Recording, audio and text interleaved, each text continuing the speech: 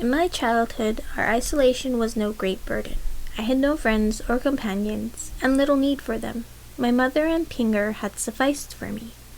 But now, after a few weeks immersed in such tranquillity, I found myself longing for my friends in the celestial kingdom and beyond.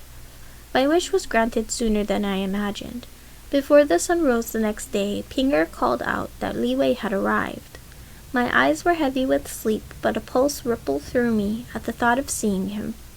I leapt out of bed and washed my face quickly before pulling on a blue robe. His favorite color, my treacherous mind observed before I silenced it. Dragging a comb through my hair, I coiled part of it up. My steps were quick and impatient, and I told myself it was because I was glad to see a friend, any friend, after this solitude. When I entered the Silver Harmony Hall, I found my mother sitting with him as they conversed with easy familiarity. Pinger stood beside them pouring their tea. As we usually served ourselves, I suspected her attendance today was to glean a closer look at the celestial crown prince. My breath caught in my throat at the sight of him. His dark blue brocade robe was fastened with a length of black cloth, tassels of silk and jade hanging from his waist. His long hair was gathered into a gold ring swinging down his back. He sat with his palms resting over his knees, with an ease to his bearing that I had not seen for a while. As he rose to greet me, his smile was more radiant than the sun. You are here," I stammered, all coherent thought having fled me. Uninvited, but not unwelcome, I hope, he reached out to take my hand. Such intimacy caught me unaware, as did the unrestrained warmth in his gaze. No, never that, I finally managed. With precise timing, my mother and Pinger declared they were needed elsewhere. By leaving me alone with him, my mother signaled her wholehearted approval of Leeway, despite her earlier reservations. He had a way with people, a sincerity that drew others to him, even before they knew who he was, just as when we had first met. "Have you been well?" he asked. "Better than expected," I replied truthfully. Restful sleep undisturbed by nightmares, a carefree existence without responsibilities, no one to set my heart alight or drown it with despair. Such luxuries could work wonders for one's constitution. Since my return, my life force has been strengthening too. The moon possessed a powerful rejuvenating energy which I was unaware of before, perhaps because my magic had been suppressed. It would take a while before I regained my strength, but it might be sooner than I had anticipated. Though my body was healing, my spirit was restless. There were only so many times I could walk through the osmanthus forest, only so many hours I could while away in reading and music. "Have you been well?" I echoed his question. Dread gripped me as I recalled his defiance of his father, and shame seared me too, that I had left him to bear the brunt of his parents' wrath alone. All that consumed me after that wrenching confrontation had been a desperate eagerness to return home, to leave the celestial kingdom, half fearing that the emperor might change his mind and demand the return of his seal. Leeway's hold tightened, his dark eyes pinning me where I stood, nothing I haven't been through before. I bit my lip, wanting to ask more, and yet the intensity of his stare, his nearness, gave me pause. Was there something different about him today? It was almost as though he had reverted to the Leeway of old, before I discarded the thought. He was here, I was glad for it, and I had a favor to ask of him today to take my mother and me to the mortal realm, to take us to my father.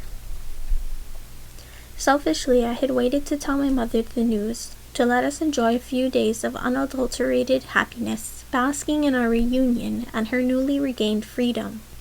But I knew that she longed to fly to the mortal realm to seek my father at the first opportunity. One evening, when I could delay no more, I had clasped her hand in mine. "Mother, I have something to tell you."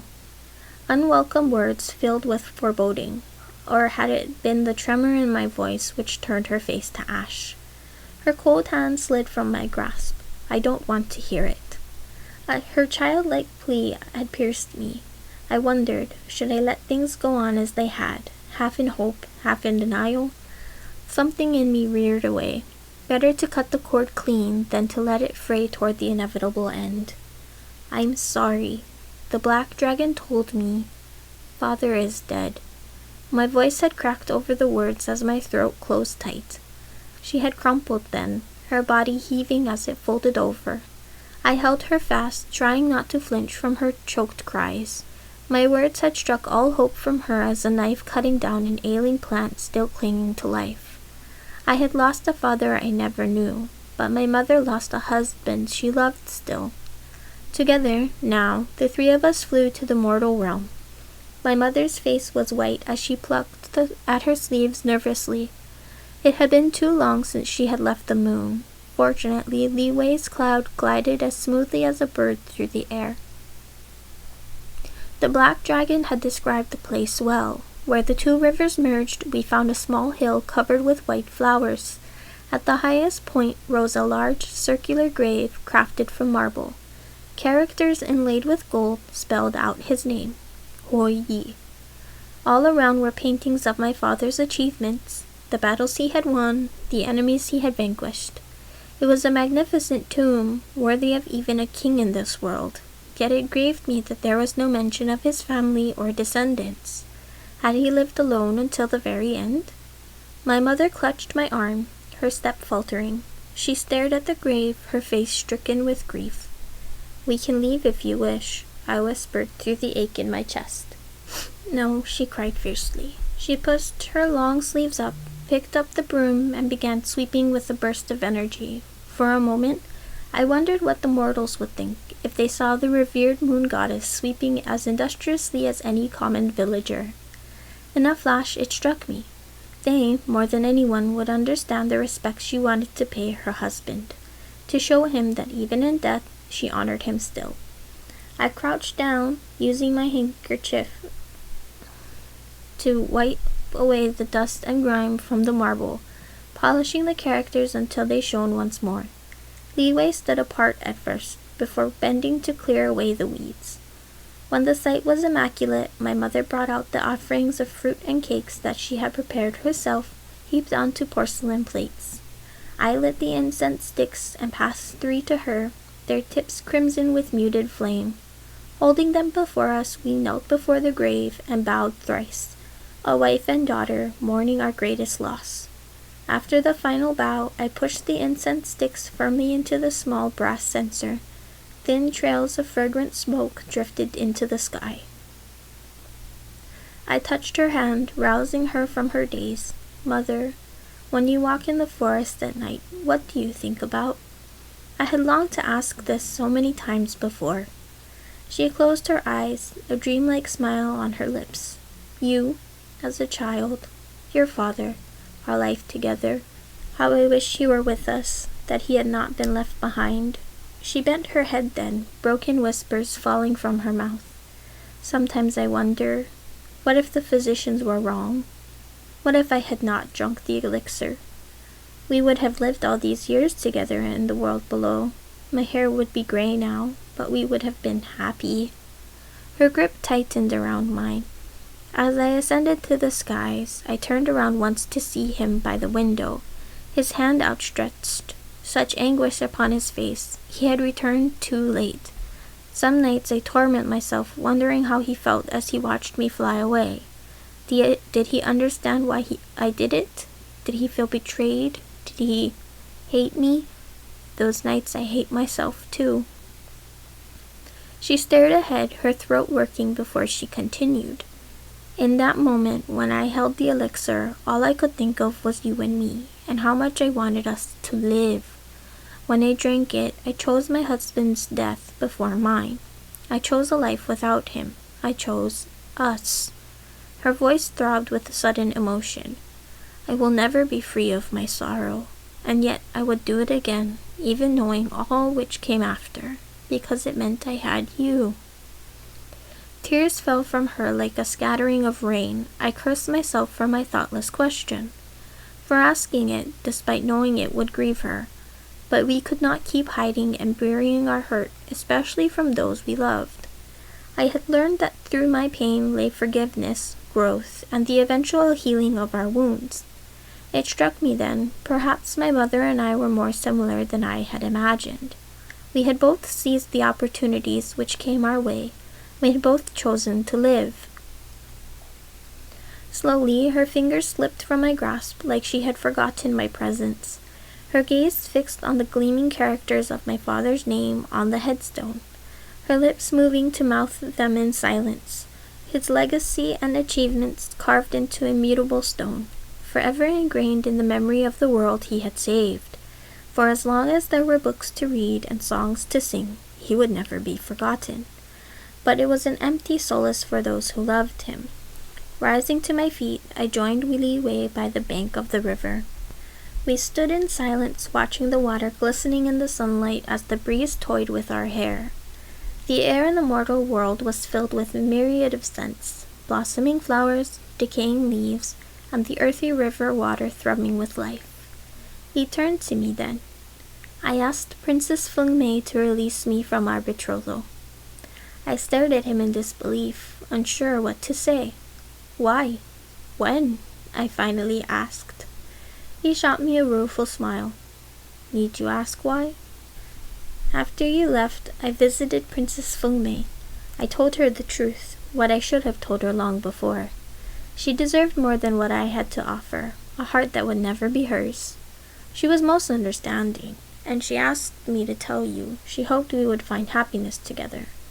I think she knew since the day you rescued her. I recalled her clear gaze when it had fallen upon our sky drop tassels, when she realized they were a matched pair. I did not wish to hurt her, but oh, I could not deny the joy blossoming through me now. What about the alliance? The Phoenix Kingdom reaffirmed its support of the Celestial Kingdom. While the tie will not be as strong as one bound through marriage, they will remain our friend and ally. Both the Queen and she remain grateful for our aid. He took my hand, pressing it to his chest, where his heart pounded as loudly as my own. His eyes shone with unbridled emotion as his other palm cupped the curve of my cheek. I leaned unconsciously against him, drawn to his remembered warmth. My heart is yours. It has always been yours, he said. You don't have to answer me now. I know you need time to be with your mother and to think things through. I was wrong before. I did not fight hard enough for us then, but I will never fail you again. He spoke the last words as solemnly as a vow. The emotion suffusing me left no room for speech. It was as though the sun had emerged from behind the clouds, illuminating the sky. The shadows might return, but for now I would bask in its radiance. As dusk crept, we flew back to the moon. Before we left, Leeway helped me to set up the protection wards. Our home was no longer forbidden to immortals, and while we welcomed visitors, we needed to exercise caution. Together we wove our magic into threads of power which stretched all around the pure light palace. When I paused, exhausted by my efforts, Leeway took over. As he closed his eyes, his energy erupted in a surge of light, circling our wards before vanishing. I've added another layer of protection to detect those who conceal their form, whether demon, spirit, or celestial. While it cannot prevent their entry, it would hopefully give you sufficient warning, he exclaimed. At the gravity in his tone, the blood drained from my face. Celestial? I repeated, stumbling over the word. I had thought we were done with intrigue, the danger, and fear. Leeway's face darkened. There are no plots that I am aware of. However, my parents are displeased that the army intervened to lend you their support. Whispers have reached their ears that the capitulation here is viewed by many as a sign of weakness. Some begin to question again the wisdom of their past decisions, imprisoning the dragons, exiling the moon goddess, allowing the sunbirds to roam unfettered. A chill swept over me. All I ever wanted was to go home and free my mother. I never intended any of this as a challenge. I just want to live here in peace. We cannot control what others fear, but you won't be alone. I will be with you for as long as you let me. Leeway took my frozen hands, lifting them to his lips and blowing his warm breath over them. I'm just being careful. There are rumblings and rumors, nothing to worry about for now. I nodded woodenly. Rumblings and rumors in the wrong ears could still bear dire consequences. That night, after Leeway had left, I tossed and turned before I fell asleep. And even in slumber, I found no rest. lost in a vivid dream where I stood on the balcony gazing at the sky. The clouds were a strange color, almost violet. As a tall figure came to stand beside me, his green robe swirled in the breeze. He stared at me with those silvery eyes as though waiting for me to speak. "Thank you for letting us go, but it does not erase all you did," I said stiffly. I meant what I said, that I would never force you against your will again. There was a wistful note in his tone, one I had never heard before. I did not realize what we had until it was lost. If only we could start over, I would do things differently. I did not answer him. I did not know what to say. "There is something I want to ask you." "You can ask, but I may not answer," I countered, unwilling to be drawn deeper into a conversation that brought back too many unsettling memories. Though he smiled, there was a hollowness about it. "Would you indulge me? I've missed your company." "I've not missed yours."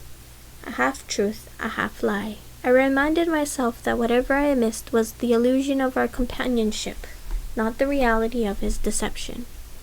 His eyes flashed. "On the rooftop, before the dragons carried you away, would you have shot me?" I had asked myself that countless times before, and now I finally knew the answer. No. His honesty deserved no less than mine. At that single word he let out a drawn breath, the tension easing from his shoulders. "Could you ever care for a demon as you did for the celestial?" "The celestial never existed. It was the demon all along."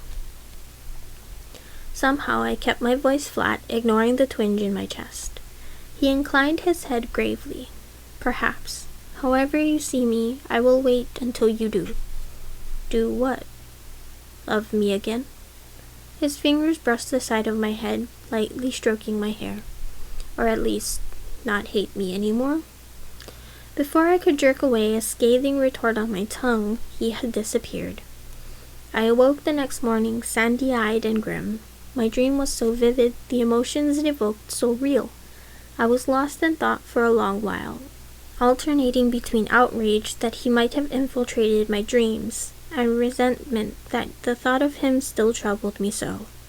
Finally I rose to get dressed. In front of the mirror, I froze at the sight of the silver pin in my hair, carved with a pattern of clouds. My fingers grasped the cool metal, plucking it out and hurling it into a drawer.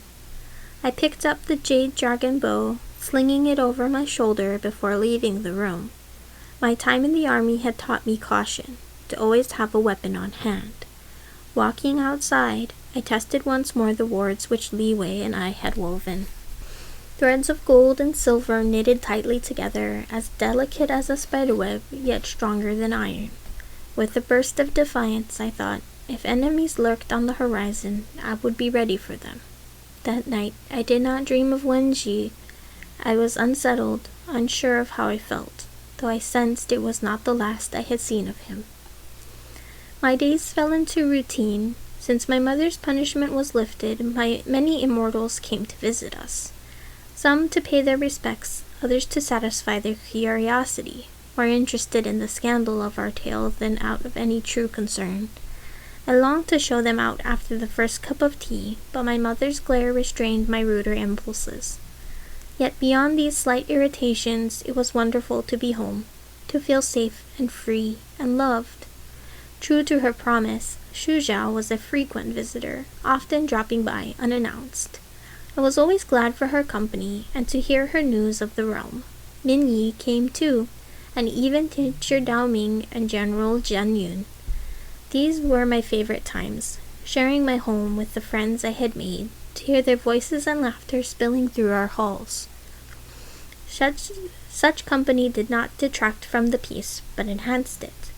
Yet no visitor was more frequent than Leeway.